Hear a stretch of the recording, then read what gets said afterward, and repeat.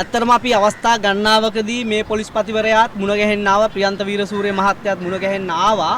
නමුත් අද වෙනකොට ඉතා ශීඝ්‍රයෙන් මේ රටේ අහිංසක මිනිසුන්ගේ වාහන ටික කොල්ලකන්නේ මේ පොලිස් නිලධාරීන් එක්ක. එතකොට සීසර්ලගේ ජොබ් එක අද පටන් ගෙන තියෙන පොලිස් නිලධාරීන් සහ ස්ථානාධිපතිවරු.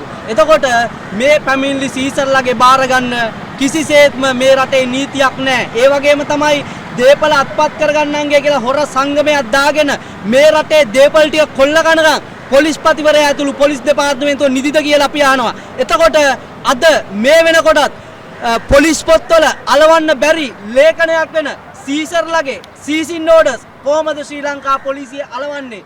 ඒ වගේම තමයි එවකට වැඩ බලන පොලිස්පතිවරයා විසින් මේ RTM 213 චක්‍රලේඛ නිකුත් කරේ 2024 පෙබරවාරි මාසේ 8 වෙනිදා. හැබැයි අද වෙනකොටවත් ගිනිගත්තේන OIC, කැස්බෑව OIC, කෙසෙල්වත්ත OIC තව වෙනතුරු මේ පොලිස්පතිවරයාගේ RTM එක දන්නේ නැහැ. එතකොට ලැජ්ජ වෙනවා මම ශ්‍රී ලංකා පොලිස් දෙපාර්තමේන්තුව පිළිබඳව අද ඉන්න මේ ස්ථානාධිපතිවරු පොලිස්පතිවරයාට අවනත නැහැ. පොලිස්පතිවරයාගේ චක්‍රලේඛය පිළිපදින්නේ නැහැ. එතකොට මේ චක්‍රලේඛය ගහලා අදට අවුරුදු 2යි මාස 4යි දින 10ක් වෙනවා. එතකොට තවමත් මේ චක්‍රලේඛයේ මේ ඇතැම් පොලිස් ස්ථානවල නිලධාරීන් දන්නේ නැහැ.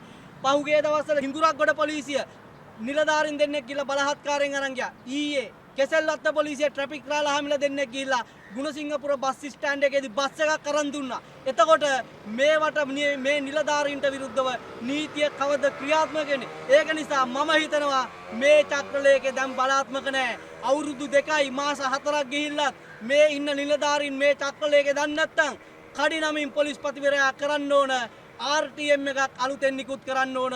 සියලුම පොලිස් ස්ථානවලට උපදෙස් මාලාවක් දෙන්න ඕන. බලහත්කාරයෙන් වාහන ලබා ගැනීමට කිසිසේත්ම පොලිස් නිලධාරීන් සහයෝගය ලබා දෙන එක නවත්තන්න ඕන.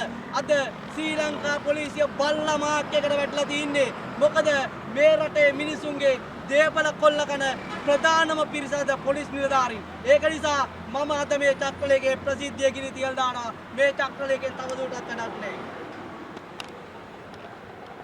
අපි පොලිස්පතිවරයාට කියන මේ චක්‍රලේඛය අපි ගිනි තියනවා. අලුත් චක්‍රලේඛයක් අනිවාර්යයෙන්ම ලබා දිය යුතුයි. මේ රටේ ජනතාවගේ මේ වාහන කොල්ල කන එක නවත්තන්න. ඒක නිසා මේ RTM 213 CRTM 199 කියන චක්‍රලේඛය තමයි මම ගිනි තියන්නේ. පොලිස්පතිවරයාගෙන් අපි කඩිනමින් ඉල්ලනවා ශ්‍රී ලංකා පොලිස් දෙපාර්තමේන්තුවේ සියලුම පොලිස් ස්ථානවලට අලුත් චක්‍රලේඛයක් ලබා දෙන්න. මොකද මේ චක්‍රලේඛය තවම දන්නේ නැත්නම් මේ චක්‍රලේඛය පිළිපදින්න නැත්නම් මේක දාලා තියෙන නියෝජ්‍ය පොලිස්පතිවරුන්ට අන දෙන නිලධාරීන්ට ජ්‍යෙෂ්ඨ පොලිස් අධිකාරීවරු නම දෙනෙක් ඉන්නවා. නමුත් අද වෙනතුරුත් මේ දිස්ත්‍රික්ක නමේ ඇතැම් හැම ප්‍රදේශයෙන් වාහන කොල්ල කනවා.